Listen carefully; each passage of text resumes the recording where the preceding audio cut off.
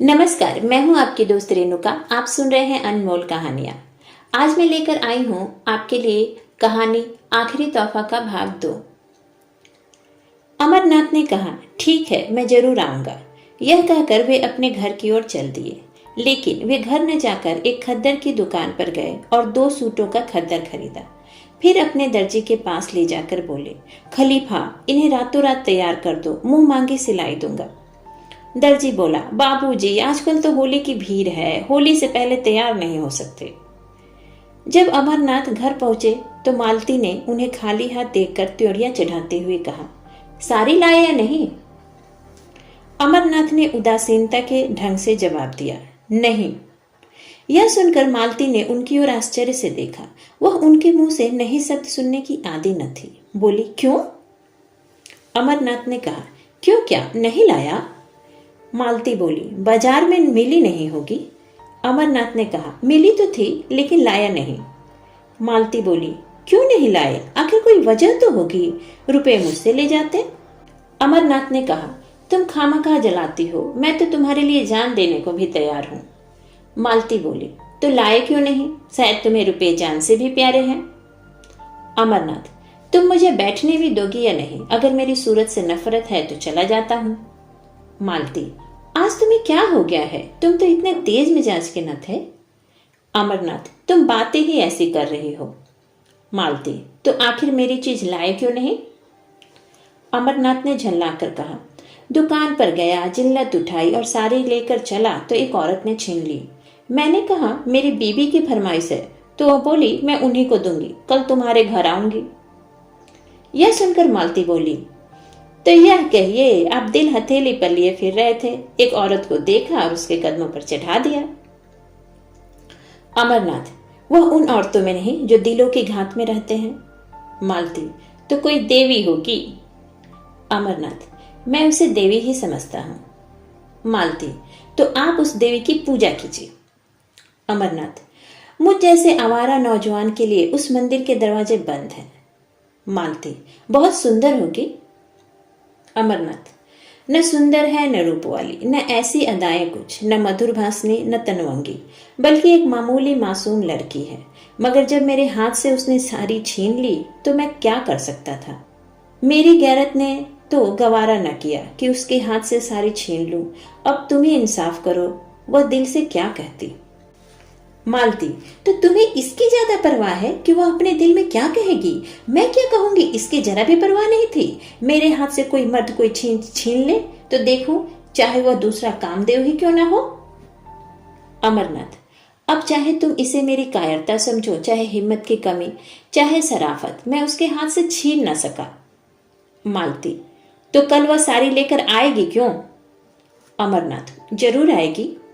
मालती गुस्से से बोली, तुम इतने नादान हो या मुझे मालूम न था। साड़ी देकर चले आए, अब कल वह आपको देने आएगी।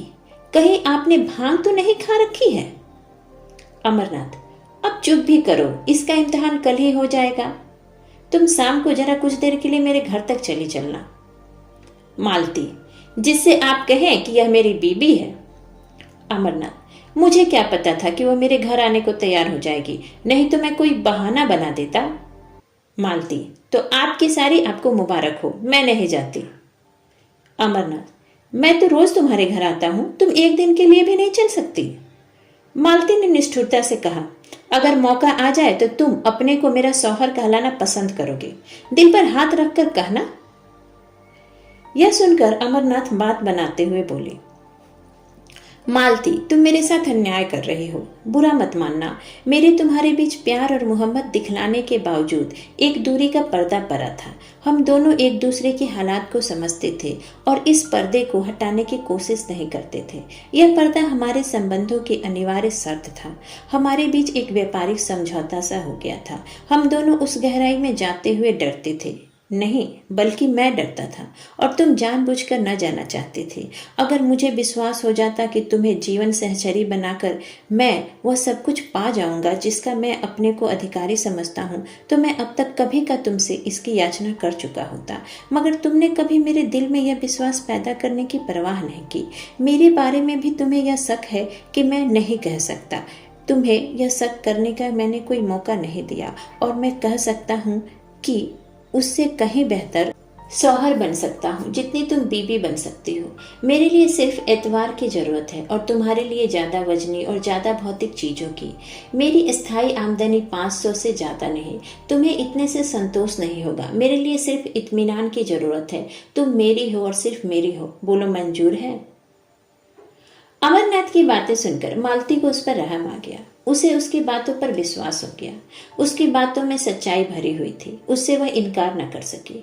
अब उसे पूरी तरह यकीन हो गया कि अमरनाथ की वफा के पैर डगमगाएंगे नहीं। उसे अपने ऊपर इतना भरोसा था कि वह उसे रस्सी से मजबूत जकड़ सकती है, लेकिन खुद जकड़े जाने पर वह अपने को तैयार न कर सकी। उसकी जिंदगी मोहब्बत की बाजीगरी में, प्रेम के प्रदर्शन में गुजरी थी। वह कभी इस कभी उस साख पर चहकती फिरती थी, बेकैद, आजाद, बेबंद। क्या वह चिड़िया पिंजरे में खुश रह सकती है जिसकी जबान तरह तरह के मजों की आदी हो गई हो?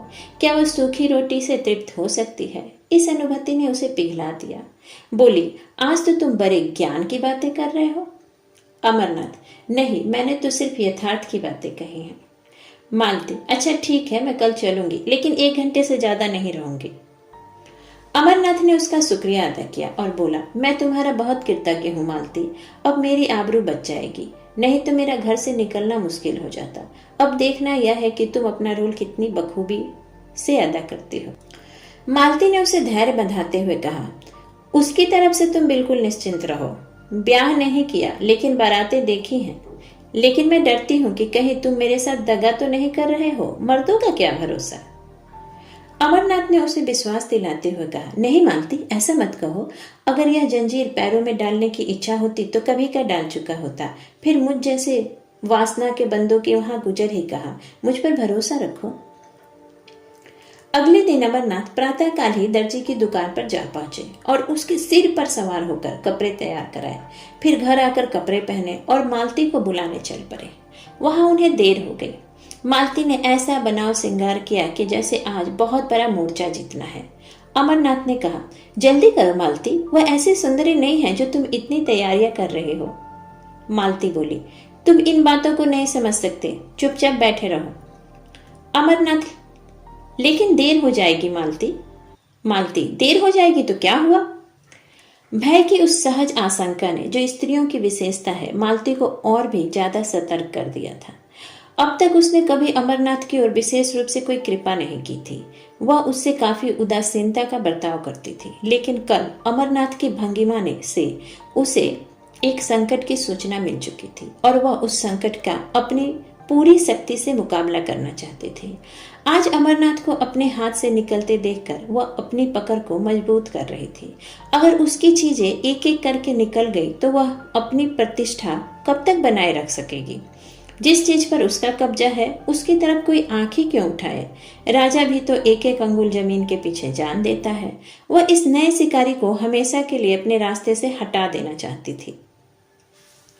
शाम को मालती परी जैसी सज धज कर अपनी नौकरानी और नौकर को साथ लेकर अमरनाथ के घर की तरफ चल पड़ी। अमरनाथ ने अपने घर को खूब अच्छी तरह सजा रखा था, जैसे कोई अफसर मुआयना करने वाला हो।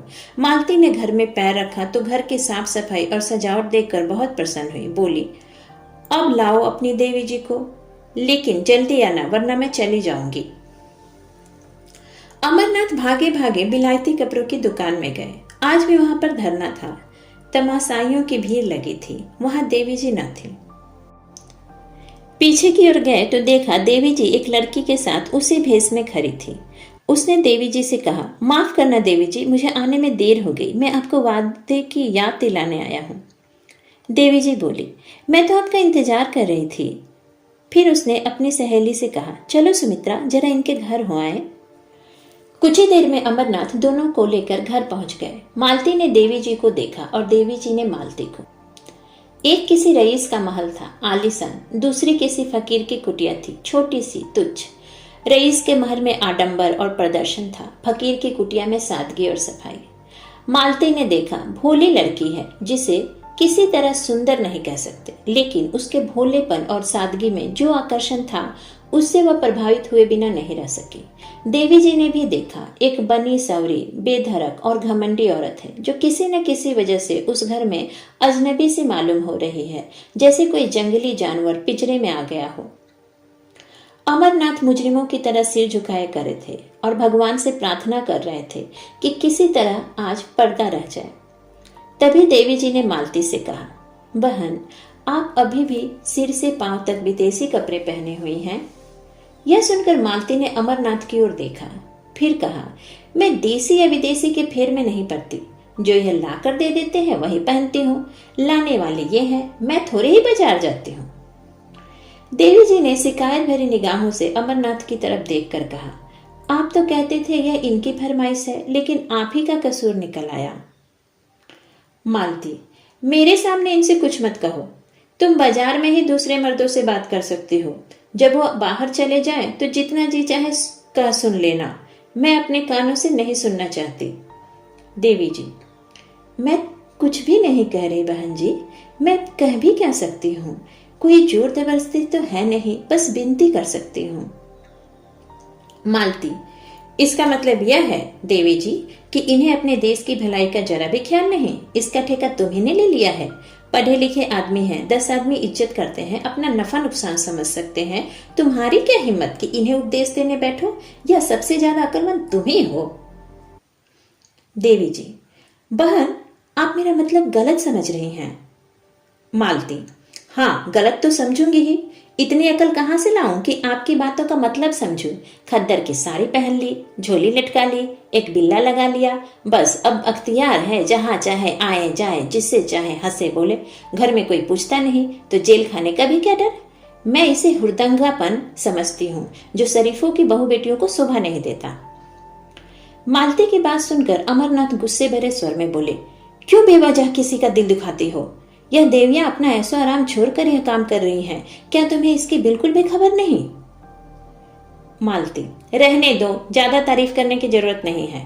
जमाने का रंग ही बदला जा रहा है। मैं क्या करूंगी, तुम क्या करोगे?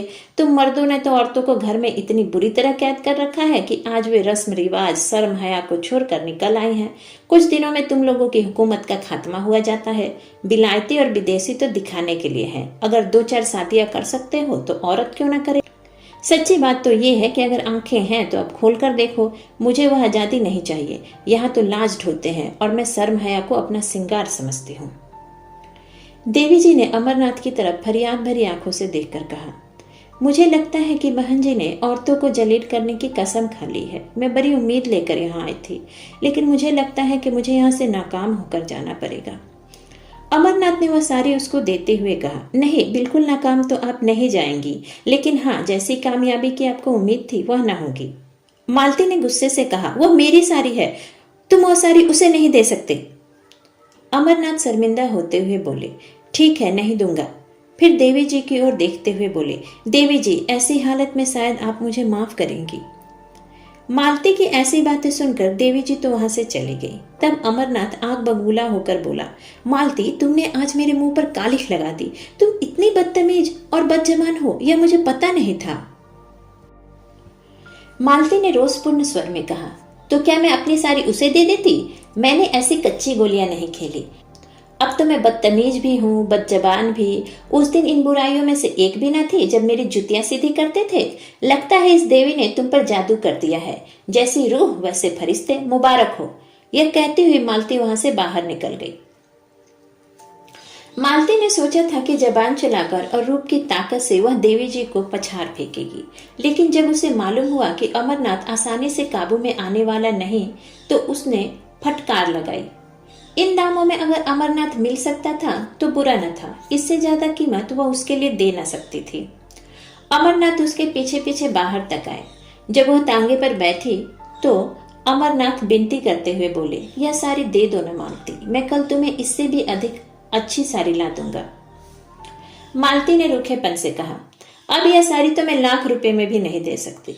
अमरनाथ ने कहा, ठीक है, ले जाओ, लेकिन समझ लो कि यह मेरा आखिरी तोहफा था। मालती ने कहा, मुझे इसकी परवाह नहीं, तुम्हारे बिना मैं मर नहीं जाऊंगी, इसका मैं तुम्हें यकीन दिलाती हूँ। इसी के साथ मैं आपसे विदा लेती हूँ। फिर मिलूंगी एक नई कहानी के साथ। तब तक आशा करती हूँ कि आप कहानियाँ सुनते रहेंगे और करना नहीं भूलेंगे लाइक, शेयर एंड सब्सक्राइब।